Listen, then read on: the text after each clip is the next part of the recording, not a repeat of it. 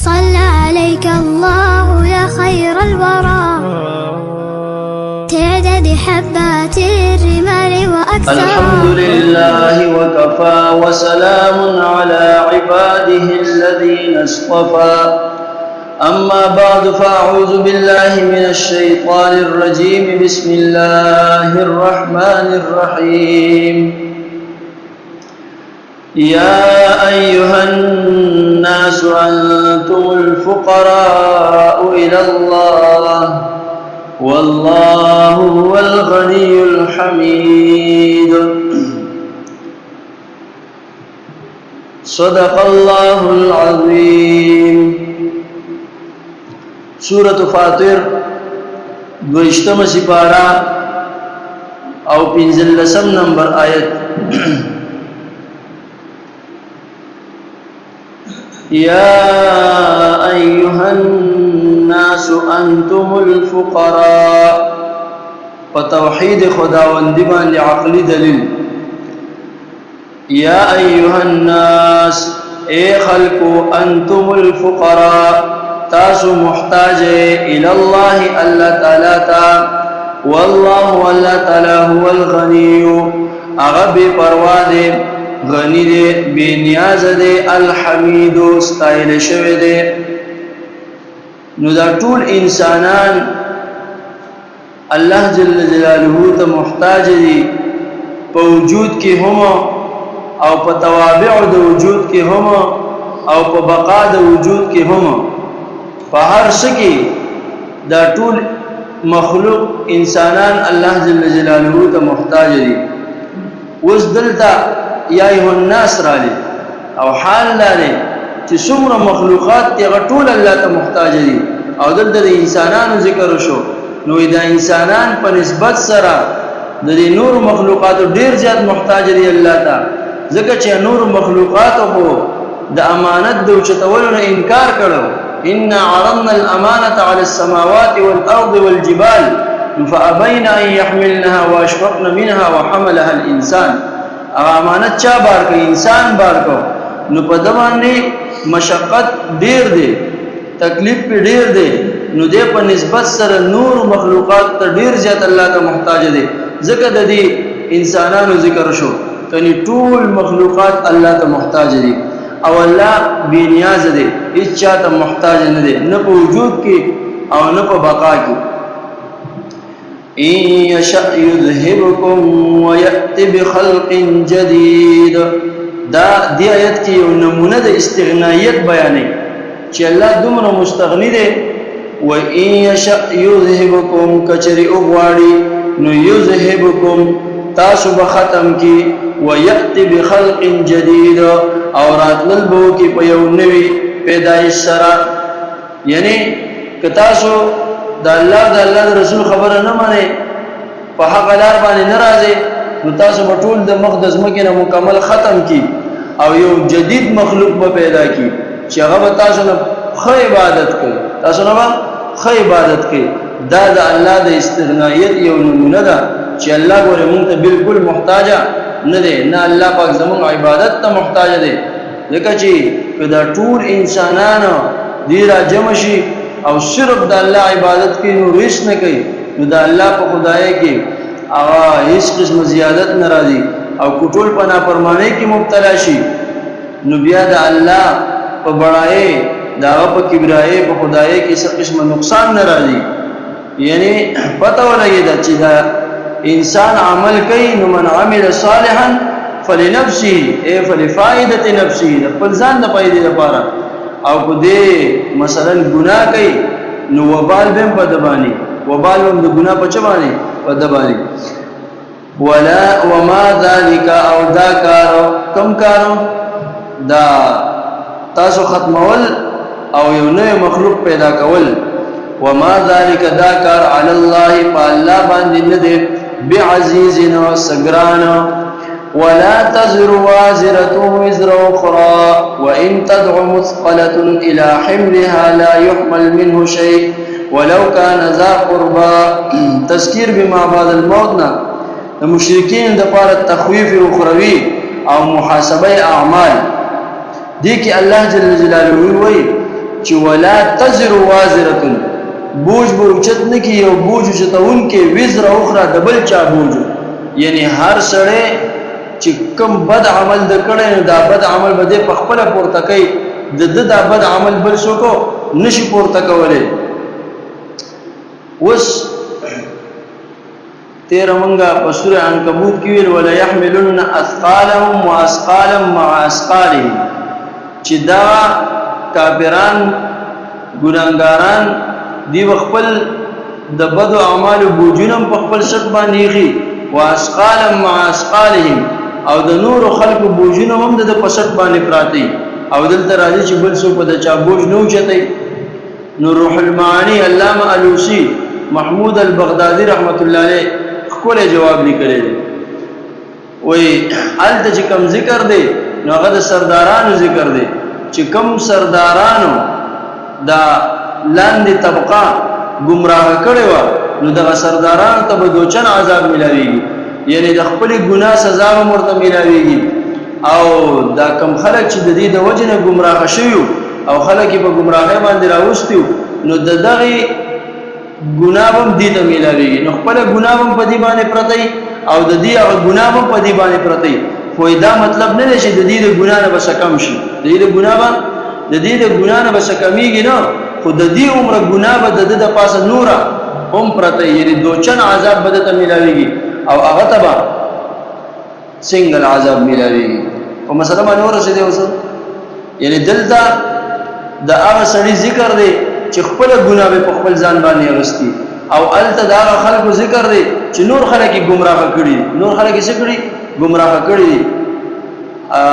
تفسیر مظهری کې قاضی ثنا الله پانی پتی رحمت الله علیه وی دین مراد هغه خلک هم دي چې داسې سيزونه ایجاد کړي چې دا هغه سيزونو د وجنا راتلون کې زمانہ کې خلک گمراه کیږي نو روح اسم ګناګارو د دغه ګناه ورته ملاويږي خو راتلون کې زمانہ کې د دغه سيزونو د وجنا کم خلک گمراه شوي دي دا غي ګناونه هم په دې باندې پراته دلته یو حدیث ته وی حدیث کې راځي چې الله پاک به د قیامت په ورځ د هر مسلمان مخ ته یو يهودي یا یو نصراني ودري او ورته وایي چې ستا په عوض کې به د ورته ورځي دا يهودي یا نصراني یعنی په جهنم کې چې ستا کوم مقام جوړ د هر سړي په جنت او جهنم کې یو مقام نو دته وویل چې ستا په جهنم کې کوم مقام د ستا معاوضه دا يهودي باغ کې پریوزي دا نصراني وستا په ځای باغ مقام کې پریوزي او بل روایت کې راځي چې مشرک به د هر مسلمان مخ ته ودري یعنی الله پاک به خپل بنده ته مسلمان ته دا ګناهونه ټول معاف کړي او دا ګناهونه براوالي په دې مشرک باندې به ورواچي او ورته وو چې دا ستا معاوضه د جهنم یعنی ستا په عوض کې به د جهنم ته ځي نو د دې لاندې قاضي سلام الله پانی پتی رحمت الله علیه وی چې د دې حدیثونو مطلب دا دی زما په نسبت باندې چې د قیامت په ورځ چې کوم خلکو دا کوم غلط سيزونه ایجاد کړي او رښتو خلک دا غي د وجه گمراه شوي نو چې کوم کافران گمراه شوي دي نو ای غاسم جهنميان دي هغه د خپل ګناه او د دې د ګناه په هغه باندې باري او چې کوم مسلمانان دا غي د وجه گمراه شوي نو الله پاک بدی تعالی د مسلمانانو ته دا ګناه معاف کړي او د دې د ګناه په هغه مشرکان باندې ورواچي او همدا مطلب دی دا آیت نو اوس په مسله باندې خبر رسیدي دا د الله تعالی شفقت او به حد مهرباني د مسلمانانو سره الله دې زمون ایمانونه محفوظ کړي خو شرط دا چې ایمان سره ځان سره سلامت وي باندې سيزونه داسې دي چې انسان له ایمان خرابوي انسان بیمانه کوي ګناه وړه ګناه د انسان بیمانه کوي یو ګناه ده څومره وړه ګناه ده او نافرمانی خدا کنه ځکه بزرګان وای ګناه کو وړي کغړی په پای کې یو ما به اشتراک دی هغه سره نافرمانی وړه ګناه ده پای کې نافرمانی ده کو غټه ګناه ده پکې سره نافرمانی ده چا نافرمانی ده الله نو ما به اشتراک په وړه غټه کې یو دی هغه د الله نافرمانی ده اوس کې انسان وړي ګناه ته کمزوري نظر وګوري نو دغه وړي د وجه بده په طرفه باندې رواني سبب داسې ګناهونو کې مبتلا شي چې د ایمان نه خارج شوی ولته پته نه نو ګناهونو ته په کمزوري نظر کتل نو دا انسان ایمان ته نقصان رسي ایمان ورله خرابوي وان تدعو ولا تزر وازره وزر اخرى وان بوجت کی بوج دو سو بوج چتون کې وزر اخرى د بل چا بوج وان تدعو مثقله کچری आवाज کی راو بل مثقله بوج چتون کې الہم لها خپل بوج طرف تا یعنی خپل بار طرف تا بل سوک راو بلی نو لا يحمل اوچت بنکلش منه ددن شیء حسیز ولو کان ذا قربا اگر چې دا د نږدې رشتہ دار وي نو پدې ځکه اشاره دی ته چې د قیامت په ورځ بهر سره په خپل خلو کې ډوبي په خپل مصیبت او خپل اعمال کې مبتلا تر دې پورې راځي او روایت کې چې مفتی شفیع رحمت الله علیه کلی معرفت القرآن کې چې یو پلار وزوی ته وایي چې بچیا ستاسو لپاره ما څومره تکلیفونه تیر کړو په دنیا کې نو بچي ول आवाज ورکړي چې آو کنه بابا جان تاسو زموږ لپاره ډېر تکلیفونه تیر کړو نو یو درخواست درته کوم او ما باندې دا بار ډېر زیات سیواله تنن ما سره یو نیکیو کمال لګي مونته نه کې راکړ یا زما دا بوج لکشپک کا اب ورته چې زنن مجبورې ما کچری زه تعالی خپل نیکی در کوم یا ستا بوج پکوما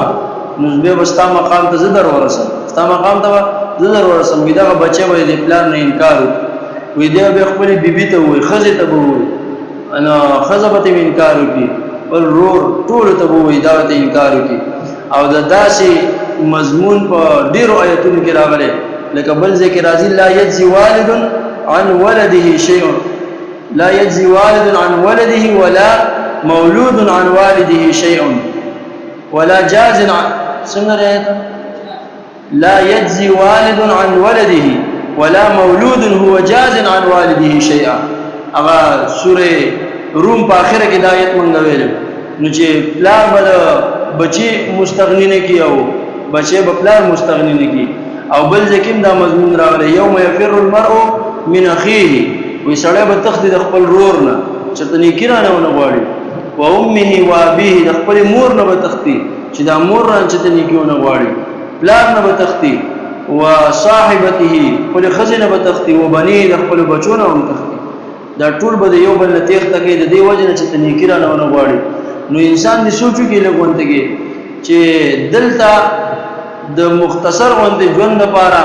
او د یو څو منټه خوشاله ول لپاره موږ د بچو لپاره څه نه کوو موږ د بچو لپاره د حلال او د حرام مال وروړو موږ د بچو د وجنه په حرامو کې مبتلا کیږو د خزې د وجنه په حرامو کې مبتلا کیږو او بعض خلک د مور او پلار د وجنه په حرامو کې مبتلا کیږي نو دې لږ سوچو کې چې ټیک دا یو څو منټه خوشالي غو ته دی لور کې مو همیشه غم د خپل ځان لور کو همدغه خزه همدغه بچي په قیامت کې ستاره یو نیکی لپاره نه پکاري نو ټول نه اول فکر د څه پکار دی فکر اخرت پکار دی ورسته د بچو فکر پکار دی په حلال طریقې سره چې څومره ملاويږي باغې صبر پکار دی او بشری داغي د طرف نه تکلیفي نو باغې باندې صبر پکار دی باغې م الله اجر ورکړي ځکه خواهشات مونږ د بازار شیخ سیبل شیخ مجيب الرحمن سیبو وی خواهشات زمونږ لا محدود دي خواهشات لا محدود دي او په دنیا کې چې څومره وسایل لغه محدود دي نو په محدود وسایل سره لا محدود خواهشات ختمول نو دا ممکن نه دا عقل نه مني مونږ هم دغه پسې لګیدلی چې دا لا محدود خواهشات ته مونږ په دې محدود وسایل باندې ختم کو او دا هرگز ممکن نه ده وَإِن تَدْعُ مُثْقَلَةٌ کچری راو واړي یو بوج چتون کې الہم له خپل بار طرف تسوکو لا يحمل اوجد بنکړې شي منه ددن شيء حسیز معمولی ونتي د سره سو هغه هیګړ نشي کولای ځکه چې خپل مجبوري ولو کان ذا قرب اگر ک نږدې رشتہ دار ولې نه وای انما الله جل جلاله پیغمبر علیہ السلام ته وای انما تنذر الذين تغسرف هغه کسان یې رول شي یخشون ربهم چې غید خپل رب نه یریږي بالغیب په نالیدلو یعنی په غیب سره چې کم خلق د خپل رب نه یریږي د خپل رب خشیت او عظمت په زړه کې نو پیغمبر اسلام تعالی په کوئی چې ستاده انذار او يرول صرف هغه ته فائدہ ورکړي ټول خلکو ته فائدہ نه ورکړي واقاموا الصلاه او هغه خلکو ته فائدہ ورکړي چې هغه منځونه کوي ومن او غسوک تزکا چې پاکي کو ځان نو فانما يتزکا لنفسه نو د ځان پاک کړ د خپل ځان لپاره یعنی خپل فائدې لپاره ځان پاک کړ سنا د شرک نه کفر نه نفاق نه و الى الله وخاص الله طرف ته المصير واپس کیدل دي د کی بیا تذکیر بما بعد الموت یعنی اخره کې بیا الله جل جلاله ته واپس کیږو د مرګ نه پس ژوند هغه یقیني دی الله جل جلاله د عمل کولو توفیق راکړي واخر دعوانا الحمد لله رب العالمین استاجیو پیرو